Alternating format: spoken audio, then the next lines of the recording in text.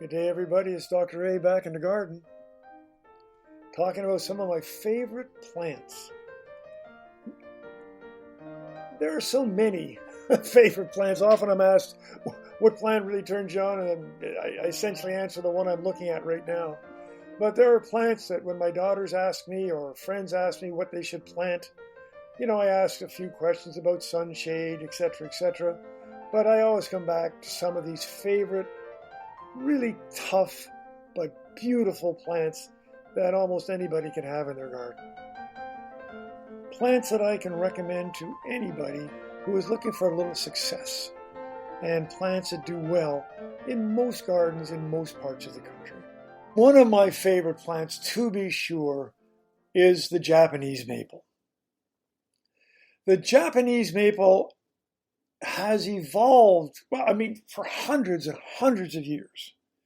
And what we have as choices for the garden today are just extraordinary. I will mention a few cultivars here, but the cultivar is less important than the idea that these Japanese maples, usually have extraordinarily good spring foliage color. Some have wonderful bark color. Many have fabulous fall color. And they come back year after year. They may get nipped with late frosts, but in general, they're a tough plant to beat. They also come in 30-foot tall plants, and they come in 10-foot tall plants. In fact, I even have some dwarf 5-foot tall Japanese maples.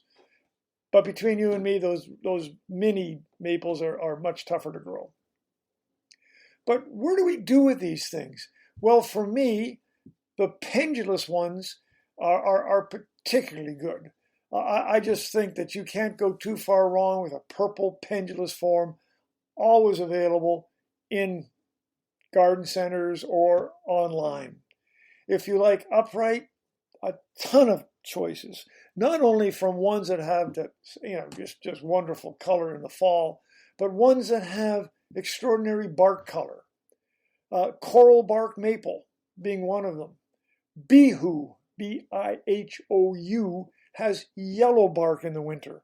And these provide winter color on trees that you normally think of as foliage. Now, they all flower, and they usually flower in the spring quite early. But the flowers are lovely, but they're not extraordinary. You're not going to be growing these for the flowers. You're growing them for the foliage and the bark.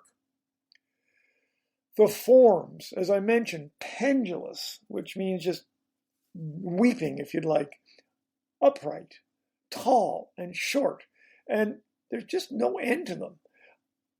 In spring, I look forward to the foliage of many, many varieties that I've put in the garden.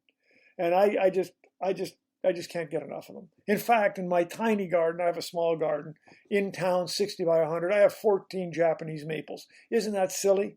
And one of them, by the way, is in a container on my deck. So feel free, if you don't know where to start with some Japanese maples. Now, don't get upset with me because it's not native. There's a ton of other plants you can start with. But I'm talking about one of my favorite plants. I recommend this to my neighbors.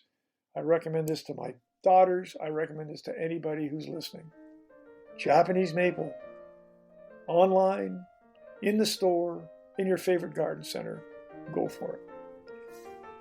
This is Dr. A in the garden, sharing some of his favorite plants, and I will see you soon.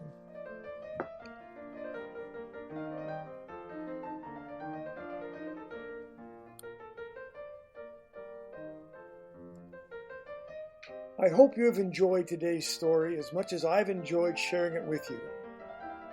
Thank you for listening.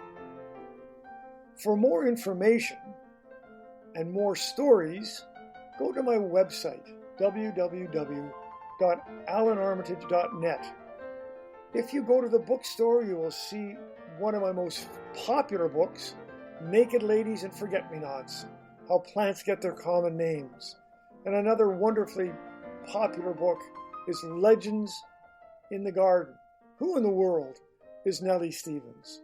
These and other books on the website I think you will enjoy, and I hope you have a chance to take a look at them. Once again, thank you for listening, and I look forward to sharing another story with you next week.